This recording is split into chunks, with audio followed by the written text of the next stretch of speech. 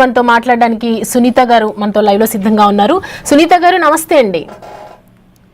నమస్కారం అండి.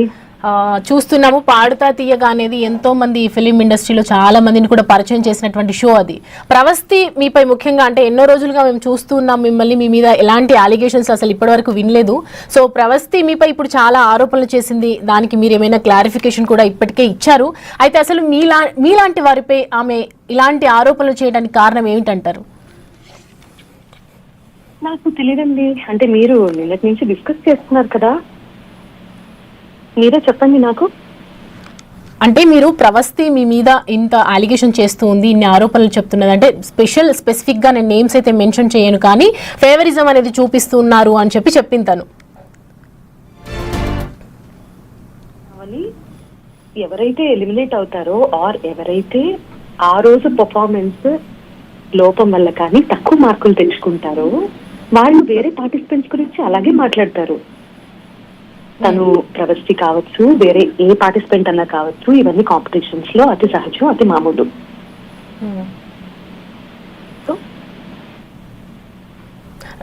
రైట్. అయితే దెన్ ప్రవస్తి మీ మీద అంత తీవ్రంగా విమర్శలు చేసినప్పటికీ కూడా మీరు మాత్రం చాలా పద్ధతిగా మెచ్యూర్డ్ గా రెస్పాండ్ అయ్యారు. నిజంగా మీరు మాట్లాడిన విధానం అందరికీ నచ్చింది. ఒకవైపు చూసుకుంటే కూడా దీనికి ఏమైనా ప్రత్యేకమైన రీజన్ ఉందంటారా? రీజనా? అసలు ఆ క్వశ్చన్ ఏంటో నాకు అర్థం కాలేదు. అంటే తను ఒక 1-2 days నుంచి ఖచ్చితంగా తను పోరాటం చేస్తున్నట్లుగా కంటిన్యూస్ గా ఆమె పెడుతున్నటువంటి స్టోరీస్, స్టేటస్లు, డైరెక్ట్ గా ఇంటర్వ్యూస్ చెప్పడం, వీడియోస్ చేయటం, లైవ్ లో చేయటం, దాన్ని బట్టి చూస్తుంటే మీరు ఖచ్చితంగా గట్టిగానే మాట్లాడతారు, రియాక్ట్ అవుతారు అని అందరం అనుకున్నాం. బేసిక్ గా మీ నుంచి మీరు డిసైడ్ చేసేసారా? లేదండి, అంటే మీరు మీ నుంచి అంత స్మూత్ గా మెచ్యూర్డ్ గా రెస్పాన్స్ వచ్చేసరికి నిజంగా చెప్పాలంటే షాక్ అయ్యామని చెప్పొచ్చు. నేనేం చేయాలండి అంటే నా బ్యాలెన్స్ తప్పి నేను కూడా గొడవ పడి, లేకపోతే ఒకళ్ళు హర్ట్ లో ఉన్నప్పుడు ఎలా బిహేవ్ చేస్తారో తెలిసి నాకు కొంచెం మెచ్యూరిటీ ఉంది కాబట్టి నేను అలా బిహేవ్ చేసినా కూడా అది షాకింగ్ గా ఉంది అంటే నాకు ఆశ్చర్యంగా ఉంది. దిస్ ఇస్ మై పర్సనాలిటీ అండి, this is me, this is how I react.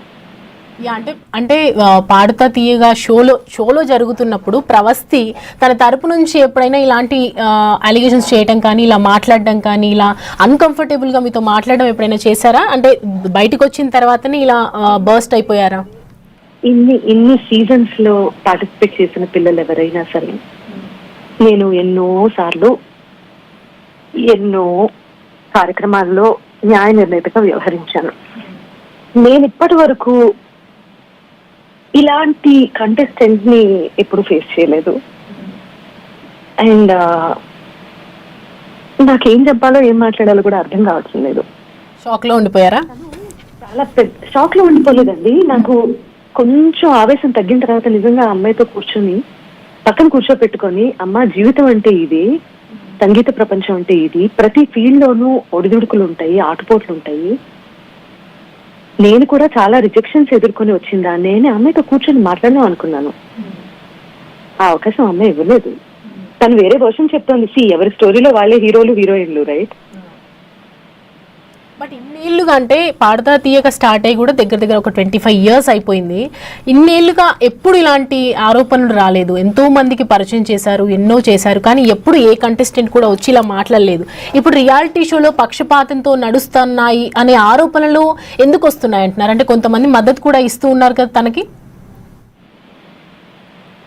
ఎవరి వర్షన్ వాళ్ళదండి, ఎవరి ఒపీనియన్ వాళ్ళది. ఇప్పుడు నా జడ్జిమెంట్ ని ఆ అమ్మాయి కాదు అన్నది యాక్సెప్ట్ చేసి ఆ మిస్టేక్స్ ని సరి చేసుకొని పాడిన వాళ్ళు 100 మంది ఉన్నారు స్టేజ్ మీద. మరి వాళ్ళ వర్షన్ ఎందుకు మాట్లాడించట్లేదు మీరు? వాళ్ళ వర్షన్లు విన్న తర్వాతనే మళ్ళీ బెదిరింపు కాల్స్ కూడా వస్తున్నాయి మాకు అని చెప్పి మధ్యాహ్నం రీసెంట్ గా తను చెప్పింది. మాకు తీవ్రవాదులమా లేకపోతే ఎక్కడి అవి మనుషులుగా కూడా చూడట్లేదండి మీరు అందరూ మమ్మల్ని? అమ్మాయి చెప్పిన తర్వాత అదేం లేదండి, అందుకే కదా అడుగుతున్నాం క్వశ్చన్స్. అడగడం ఏంటండి? అసలు మీరు మా గురించి గత 30 ఏళ్ళుగా మీరు కాకపోవచ్చు, మీ తల్లిదండ్రులు కూడా చూస్తూనే ఉన్నారు కదా, మా మీద ఒక ఒపీనియన్ లేదండి మీకు? ఆ ఒపీనియన్ లోంచి పుట్టుకొచ్చే ప్రశ్నలు ఎలా ఉంటాయి అనేది నాకు తెలుసు, కానీ మీరు చాలా బేసిక్ లెవెల్లో క్వశ్చన్స్ అడుగుతుంటే నాకు బాధగా ఉంది. అంటే తెలుగు సినీ ఇండస్ట్రీలో మనం చూస్తున్నాం ఇప్పుడు వస్తున్నటువంటి సింగర్స్ కు కూడా ఎక్కువ ఛాన్సులు రావట్లేదని, కొంతమంది మ్యూజిక్ డైరెక్టర్లకు నచ్చిన వారికి అవకాశాలు ఇస్తున్నారని ఆరోపణలు ఉన్నాయి. మరి దీన్ని ఏమంటారు మీరు? తప్పేంటి? అలా ఉంటుందా? ఫేవరిజం ఉంటుందా? వాటి అవకాశాలు ఇస్తారు. ఫేవరిటిజం అనేది ఉండకూడదన్న రూల్ లేదు ఇక్కడ. ఒక టైంలో అంతా సుశీలమ్మ పాడారు, అది ఫేవరిటిజం అని ఎవరన్నా ప్రశ్నించారా? ఒక టైంలో అంతా జానకమ్మ పాడారు, ఒక టైంలో అంతా బాలు గారు చిత్ర గారు మాత్రమే పాడారు. అప్పుడు మిగతా సింగర్స్ వచ్చి వాళ్ళకి మాత్రమే ఫేవరిటిజం అని చెప్పి విమర్శించారా? లేకపోతే ఆ పాటల్ని చాలా బాగా విని ఎంత బాగా పాడారు అబ్బా అని మెచ్చుకున్నారా అండి? మీరు నాకు సమాధానం చెప్పండి. ఎగ్జాక్ట్లీ. బట్ టాలెంట్ ఉన్న వాళ్ళకి చోటు లేదు, ఖచ్చితంగా ఫేవరిజమే చూపించాలంటారా మీరు? ఏం ఫేవరిటిజం చూపిస్తారండి? నిజంగా టాలెంట్ ఉండి మంచి యాటిట్యూడ్ ఉంటే సినిమా. ఒక్క నిమిషం, మీరు నన్ను అడిగారు, నేను మాట్లాడుతున్నాను, నన్ను మాట్లాడివ్వండి. చెప్పండి. సో టాలెంట్ ఉంటే ఎవరిని తొక్కేసేంత సీన్ ఇక్కడ ఎవరికి లేదు. తొక్కేస్తూ కూర్చుంటే ఊరుకునే జనాలు లేరండి. మమ్మల్ని నిన్నటి నుంచి ఏకి పారేస్తున్నారు కదా. సో అందరికీ చోటున్నదే సినిమా పరిశ్రమ. కానీ ఆ సినిమా పరిశ్రమలో కూడా మంచి ప్రవర్తన అనేది చాలా చాలా చాలా ముఖ్యం. పెద్దవాళ్ళకి మనం ఎదురు పడితే, నేనైతే అండి పెద్దవాళ్ళకి ఎదురు పడితే నేను వెళ్ళి నమస్కారం అండి అంటాను, అంతే తప్పించి వచ్చాడులే అని చెప్పి తప్పించుకొని ముందుకెళ్ళిపోయే రకాన్ని కాదు. అది నా తల్లిదండ్రులు నాకు నేర్పిన సంస్కారం, నా గురువులు నాకు నేర్పిన సంస్కారం. నా సీనియర్స్ ఎవరైనా సరే వాళ్ళు జీవితంలో ఎంత సాధించారు అనే దానికంటే మించి వాళ్ళు నా సీనియర్ కాబట్టి దానికి గౌరవం ఇచ్చి వాళ్ళకి నమస్కరిస్తాను. అది నేను నేర్చుకున్నది ఈ సినిమా పరిశ్రమ నుంచి. సో నేను చెప్పొచ్చేది ఏంటంటే, ఎవరికి ఏది నేర్చుకుంటే అది, ఎవరు ఏ దృష్టితో చూస్తే ఆ దృష్టిలోనే మనుషులు కనిపిస్తారు, సిచ్యువేషన్స్ కనిపిస్తాయి. ఆ అమ్మాయిని ఒక్కదాన్ని టార్గెట్ చేయాల్సిన అవసరం ఏంటండి మాకు? చిన్న పిల్ల అమ్మాయి, పిచ్చుక మీద బ్రహ్మాస్త్రం వేసినట్టుండదండి. ఆ అమ్మాయి మీద ఏదో నేను కీరవాణి గారికిను చంద్రబోస్ గారికిను నేను ఏదో మాటలు చెప్పేసి వాళ్ళని ఇన్ఫ్లుయెన్స్ చేస్తే ఇన్ఫ్లుయెన్స్ అయిపోయే మనుషుల అసలు ప్రవృత్తి నాకు చాలా హాస్యాస్పదంగా ఉన్నాయి ఈ కామెంట్స్ అండి. ఆ అమ్మాయి ఫీలింగ్స్ అవన్నీ. నేను మైక్ లో ఏదో తను ఇయర్ పెట్టుకొని ఏదో చెక్ చేసుకుంటున్నప్పుడు నా మైక్ ఓపెన్ ఉంటే నేను కీరవాణి గారితో మాట్లాడుతుంటే వాట్ ఇస్ దిస్? అందరి పార్టిసిపెంట్స్ విషయంలోనూ అలాగే జరగాలి.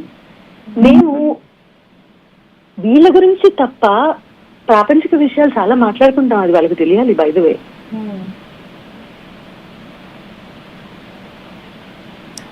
అమ్మాయిని టార్గెట్ చేస్తారని చేయగలరా అసలు?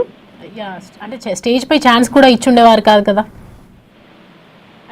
ఏమండి, ఇంత మంచి ప్రోగ్రామ్ డిజైన్ చేసి అమ్మాయి చెప్పింది కదా మీకు, జ్ఞాపిక ప్రొడక్షన్స్ ఈటీవీ వాళ్ళు అడిగితేనో అమ్మాయి వచ్చిందని.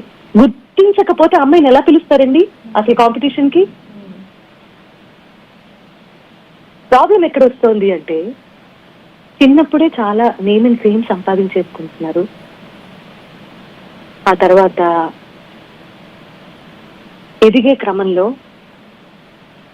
చాలా నేర్చుకుంటున్నారు, చాలా మంచి టాలెంట్ సంపాదించుకుంటున్నారు. చాలా మంది గురువుల దగ్గరికి వెళ్ళి మంచి శిష్యరికం చేసిన శిష్యులు చాలా మంది ఉన్నారు. అంతా బాగానే జరుగుతోంది. నిహాల్ గారు ఈ అమ్మాయి గురువు గారండి. నీకు గురువులు ఎవరన్నా ఉన్నారా అంటే ఏ ఇంటర్వ్యూలో కూడా నిహాల్ గారి పేరు చెప్పలేదు. ఎందుకన్నా మరి నాకు తెలియదు. నిహాల్ పరిచయం చేస్తే ప్రవస్తి కాదు. నిహాల్ మ్యాంగో మ్యూజిక్ కి కపుల్ ఆఫ్ సాంగ్స్ రికార్డ్ చేస్తే అందులో ఈ అమ్మాయి కూడా పాడుతుంది అని నాకు చెప్తే నేను చాలా సంతోషంగా, చాలా మంచి సింగర్లు వీళ్ళందరూ నువ్వు చెప్పిన నలుగురు పేర్లు అన్నయ్య వీళ్ళ చేత పాడించు అని చెప్పడం జరిగింది. నా అప్రూవల్ లేకుండా మ్యాంగో మ్యూజిక్ లో ఏ వీడియో వెళ్ళదు.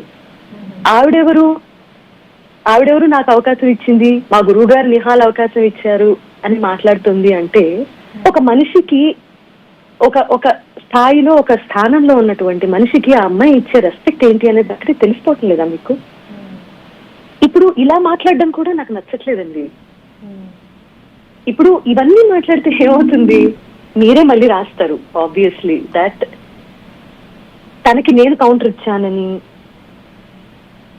సింగర్ సునీత ఇలా స్పందించింది అని. ఇంకా ఇది ఆపేసేయండి ప్లీజ్. స్ట్రాంగ్ కౌంటర్ ప్రవృత్తి ఇచ్చిందని మీరు రాశారు కదా, ఇప్పుడు దానికి మళ్ళీ నేను కౌంటర్ ఇచ్చానని దయచేసి థంబ్నెయిల్ పెట్టకండి.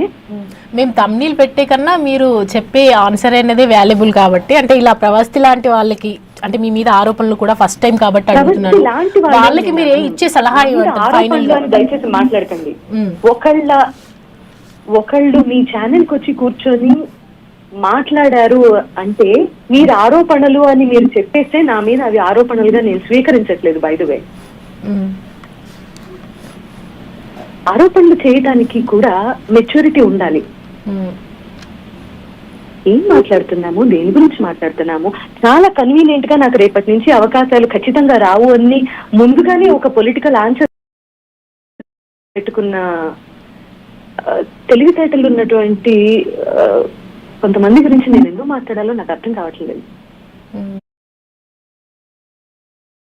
చేసి సూపర్ సింగర్ విన్నర్ అయిన తర్వాత కూడా విన్నర్ అయిన ప్రతి వాళ్ళకి అవకాశాలు రావాలని లేదు. కాంపిటీషన్ లో పాడటం వేరు, ప్లేబ్యాక్ సింగింగ్ వేరు, స్టేజ్ షోస్ లో పాడటం వేరు.